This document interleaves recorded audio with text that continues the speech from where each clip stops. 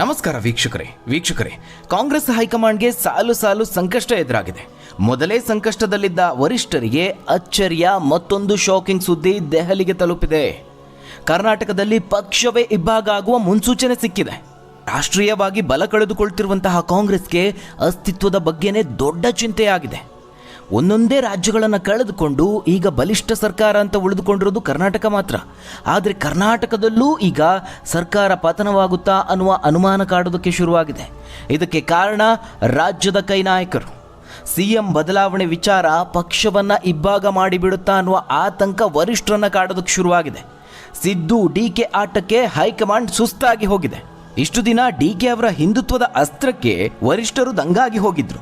ದೆಹಲಿ ನಾಯಕರ ಕೆಂಗಣ್ಣಿಗೂ ಗುರಿಯಾಗಿತ್ತು. ಈಗ ಸಿದ್ದು ಬಣದ ಸರದಿ. ಸಿದ್ದರಾಮಯ್ಯ ಅವರ ಬಣ ಈಗ ವರಿಷ್ಠರ ವಿರುದ್ಧ ತಿರುಗಿ ಬೀಳ್ತಾ ಇದೆ. ಹೊಸ ವಾರ್ನಿಂಗ್ ಕೊಡ್ತಿದ್ದಾರೆ. ಕಾಂಗ್ರೆಸ್ ಹೈಕಮಾಂಡ್ ದಿನದಿನಕ್ಕೂ ಬೆಚ್ಚಿ ಬೀಳ್ತಾ ಇದೆ. ಸಿದ್ದು ಬಣದ ನಾಯಕರು ಕಾಂಗ್ರೆಸ್ಗೆ ಕೈಕೊಟ್ಟು ಬಿಜೆಪಿ ಸೇರ್ತಾರ ಅನ್ನುವ ವಿಚಾರ ಈಗ ಮುನ್ನೆಲೆಗೆ ಬರ್ತಿರುವಂಥದ್ದು. ಈ ಮುಂಚೆ ಹೈಕಮಾಂಡ್ ಅಂಗಳಕ್ಕೆ ಡಿಕೆ ಸಿದ್ದಿದ್ದ ಬಾಂಬು ಏನು ದೊಡ್ಡ ವಿಚಾರ ಅಲ್ಲ. ಅದಕ್ಕಿಂತಲೂ ದೊಡ್ಡದಾದಂತಹ ಭಾರಿ ಶಾಕನ್ನು ಈಗ ಸಿದ್ದು ಬಣದಿಂದ ಕೊಡ್ತಾ ಇರುವಂಥದ್ದು. ಡಿಕೆ ಅವರ ನಡೆಗಿಂತಲೂ ಸಿದ್ದು ಬಣದ ನಡೆ ದಿಗಿಲನ್ನು ಹುಟ್ಟಿಸಿದೆ. ಯಾಕಂದ್ರೆ ಇದು ಸರ್ಕಾರದ ಅಸ್ತಿತ್ವದ ಪ್ರಶ್ನೆ. ಹಾಗಾದ್ರೆ ರಾಜ್ಯದಲ್ಲಿ ಕಾಂಗ್ರೆಸ್ ಸರ್ಕಾರದ ಪತನಕ್ಕೆ ಕ್ಷಣಗಣನೆ ಆರಂಭವಾಯ್ತಾ? ಹೈಕಮಾಂಡ್ಗೆ ಎದುರಾದಂತಹ ಅತಿ ದೊಡ್ಡ ಸಂಕಷ್ಟ ಏನು? ಸಿದ್ದು ಬಣದಿಂದ ಬಂದಂತಹ ಆ ಶಾಕಿಂಗ್ ವಿಚಾರ ಏನು ಗೊತ್ತಾ? ಟಗರು ಬೆಂಬಲಿಗರ ಆಟ ಏನು? ಡಿಕೆ ಅವರ ಮುಂದಿನ ನಡೆ ಏನು? ಏನಾಗ್ತಾ ಇದೆ ರಾಜ್ಯ ರಾಜಕಾರಣದಲ್ಲಿ? ಆ ಎಲ್ಲದರ ಬಗ್ಗೆ ಒಂದು ವರದಿ ಇದೆ, ನೋಡೋಣ. ವೀಕ್ಷಕರೇ, ಇನ್ನೇನು ಕೆಲವೇ ದಿನಗಳಲ್ಲಿ ಬಜೆಟ್ ಅಧಿವೇಶನ ಇದೆ. ಆದರೆ ಬಜೆಟ್ಗೂ ಮುನ್ನವೇ ಭಾರಿ ಟೀಕೆ ವ್ಯಕ್ತವಾಗ್ತಾ ಇದೆ. ವಿಪಕ್ಷದಿಂದ ಹಿಡಿದು ಸಾರ್ವಜನಿಕ ವಲಯದಲ್ಲೂ ಬಜೆಟ್ ಕುರಿತಾಗಿ ಟೀಕೆಗಳು ವ್ಯಕ್ತವಾಗ್ತಾ ಇದೆ. ಅದರಲ್ಲೂ ಬಜೆಟ್ ನಂತರದಲ್ಲಿ ರಾಜ್ಯದಲ್ಲಿ ಕಾಂಗ್ರೆಸ್ ಸರ್ಕಾರ ಪತನವಾಗುತ್ತಾ? ಈ ಬಗ್ಗೆ ಚರ್ಚೆಗಳು ಜೋರಾಗಿದೆ. ನೀವೆಲ್ಲರೂ ಗಮನಿಸಿರೋ ಹಾಗೆ ರಾಜ್ಯ ಕಾಂಗ್ರೆಸ್ನಲ್ಲಿ ಕಳೆದ 2 ತಿಂಗಳಿಂದ ನಡೀತಿರುವಂತಹ ಈ ವಿದ್ಯಮಾನಗಳನ್ನು ನಾವು ಗಮನಿಸಿದ್ರೆ ಮೇಲ್ನೋಟಕ್ಕೆ ಮುಖ್ಯಮಂತ್ರಿಯಾಗಿ ಸಿದ್ದರಾಮಯ್ಯ ಅವರು ಮುಂದುವರಿಯುವುದು ಕಷ್ಟ ಅನ್ನುವಂತಹ ವಾತಾವರಣ ನಿರ್ಮಾಣ ಆಗಿದೆ. ಬರುವ ಮೇ ತಿಂಗಳಿಗೆ ರಾಜ್ಯದಲ್ಲಿ ಕಾಂಗ್ರೆಸ್ ಸರ್ಕಾರ ಅಧಿಕಾರಕ್ಕೆ ಬಂದು 2 ವರ್ಷ ತುಂಬುತ್ತೆ. ಇದೇ ಸಂದರ್ಭದಲ್ಲಿ ಈ ಹಿಂದೆ ಹೈಕಮಾಂಡ್ ಮಟ್ಟದಲ್ಲಿ ಏನಾಗಿದೆ ಅಂತ ಹೇಳ್ತಿದ್ದಾರೆ ಒಪ್ಪಂದ. ಸಿಎಂ ಬದಲಾವಣೆ ಆಗಲೇಬೇಕು ಅಂತ ಡಿಕೆ ಅವರು ಪಕ್ಷದ ದೆಹಲಿ ವರಿಷ್ಠರ ಬಳಿ ಪಟ್ಟು ಹಿಡಿದು ಕುಳಿತಿದ್ದಾರೆ. ಆದರೆ ಇದೇ ಸಂದರ್ಭದಲ್ಲಿ ಮತ್ತೊಂದು ಕಡೆ ಯಾವುದೇ ಸಂದರ್ಭ ಎದುರಾದರೂ, ಎಂಥದ್ದೇ ಪರಿಸ್ಥಿತಿ ನಿರ್ಮಾಣ ಆದರೂ ತಮ್ಮ ಸ್ಥಾನಕ್ಕೆ ರಾಜೀನಾಮೆ ಕೊಡದೇ ಇರೋದಕ್ಕೆ ಮುಖ್ಯಮಂತ್ರಿ ಸಿದ್ದರಾಮಯ್ಯ ಅವರು ತೀರ್ಮಾನಿಸಿದ್ದಾರೆ. ಈಗಾಗಲೇ ತಮ್ಮ ಬೆಂಬಲಿಗ ಸಚಿವರ ಮೂಲಕವಾಗಿ ಹೈಕಮಾಂಡ್ಗೆ ಹಲವು ಬಾರಿ ಸ್ಪಷ್ಟ ಸಂದೇಶವನ್ನು ರವಾನೆ ಮಾಡಿದ್ದಾರೆ. ಎರಡೂ ಕಡೆಯಿಂದಲೂ ದೆಹಲಿಗೆ ಸಂದೇಶ ರವಾನೆ ಆಗಿದೆ. ಹೀಗಾಗಿ ಈಗ ವರಿಷ್ಠರು ಏನು ತೀರ್ಮಾನ ಕೈಗೊಳ್ತಾರೆ? ಎಲ್ಲರ ಚಿತ್ತ ಈಗ ದೆಹಲಿ ಕಡೆಗಿದೆ.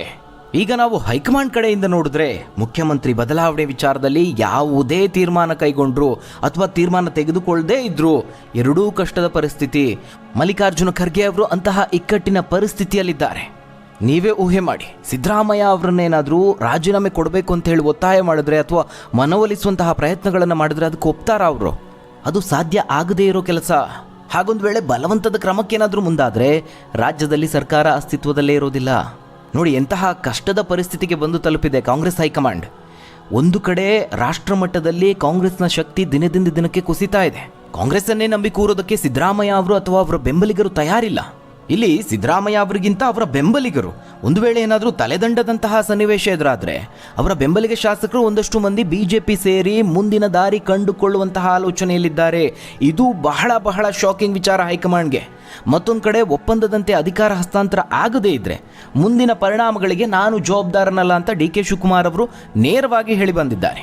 ಹೀಗಾಗಿ ಈ ಬಜೆಟ್ ನಂತರದಲ್ಲಿ, ಅದರಲ್ಲೂ ಮೇ ತಿಂಗಳ ನಂತರದಲ್ಲಿ ರಾಜ್ಯದಲ್ಲಿ ಕಾಂಗ್ರೆಸ್ ಸರ್ಕಾರದ ಭವಿಷ್ಯ ಏನಾಗುತ್ತೆ ಅನ್ನೋದನ್ನು ಹೇಳೋದಕ್ಕೆ ಸಾಧ್ಯವಾಗ್ತಾ ಇಲ್ಲ.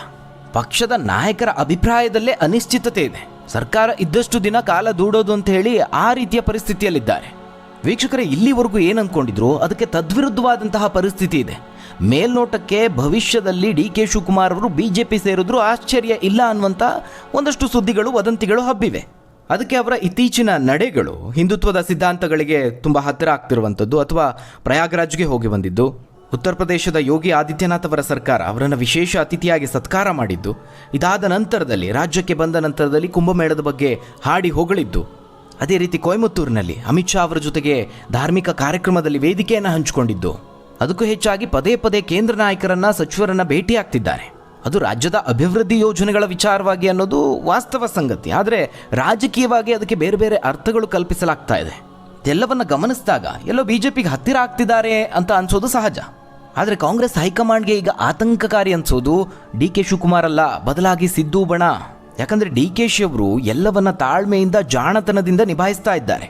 ಅದಕ್ಕೂ ಮಿಗಿಲಾಗಿ ತಾನು ಯಾವುದೇ ಕಾರಣಕ್ಕೂ ಪಕ್ಷವನ್ನ ತ್ಯಜಿಸೋದಿಲ್ಲ ಅನ್ನುವ ಮಾತನ್ನ ಸ್ಪಷ್ಟವಾಗಿ ಹೇಳಿದ್ದಾರೆ.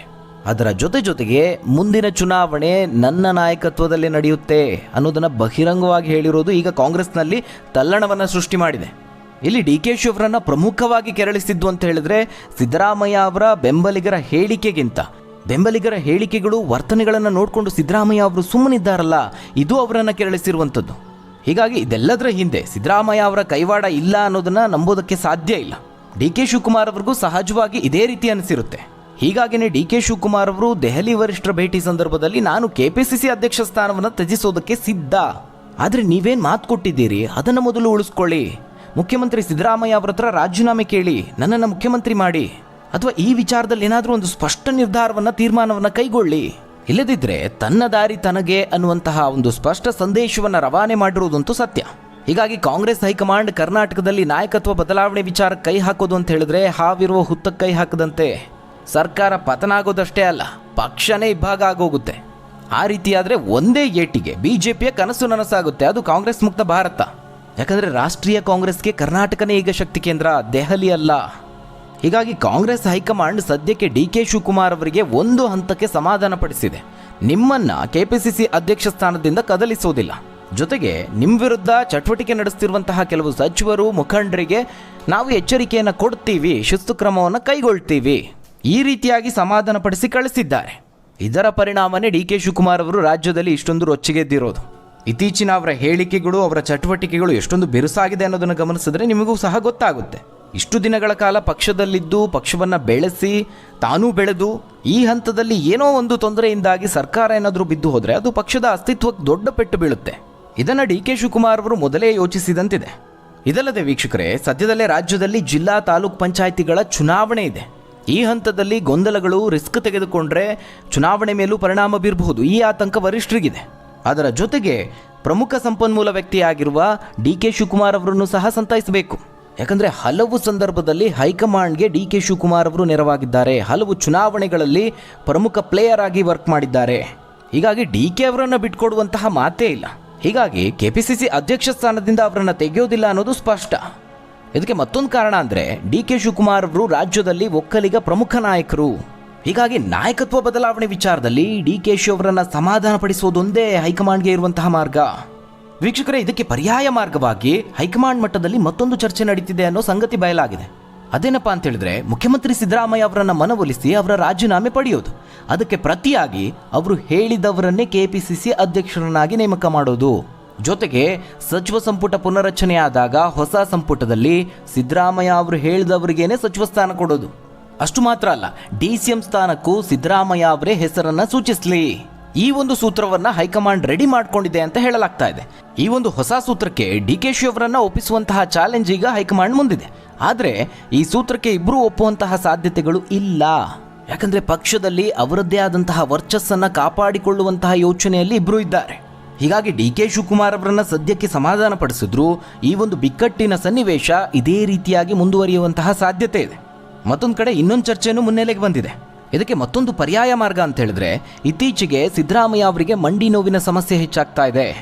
ಇನ್ನು ಆಡಳಿತದ ವಿಚಾರಕ್ಕೆ ಬಂದರೆ, ಈ ಒಂದು 2ನೇ ಅವಧಿಯಲ್ಲಿ ಸಿದ್ದರಾಮಯ್ಯ ಅವರು ಸಮರ್ಥವಾದಂತಹ ಆಡಳಿತ ಕೊಡೋದಕ್ಕೆ ಎಡವಿದ್ದಾರೆ.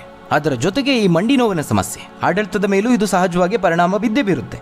ಇದೇ ನೆಪ ಒಡ್ಡಿ ಅವರನ್ನು ಬದಲಾಯಿಸುವಂತಹ ಚರ್ಚೆ ದಿಲ್ಲಿ ಕಾಂಗ್ರೆಸ್ ನಾಯಕರ ವಲಯದಲ್ಲಿ ಆಗ್ತಾ ಇರುವಂಥದ್ದು. ಆದರೆ ಆ ರೀತಿ ಮಾಡಿದಾಗ ಸಿದ್ದರಾಮಯ್ಯ ಅವರ ಬೆಂಬಲಿಗರು ಏನು ಮಾಡ್ತಾರೆ? ಇದು ಹೈಕಮಾಂಡ್ಗೆ ಮತ್ತೊಂದು ಟೆನ್ಷನನ್ನು ತಂದಿಟ್ಟಿದೆ.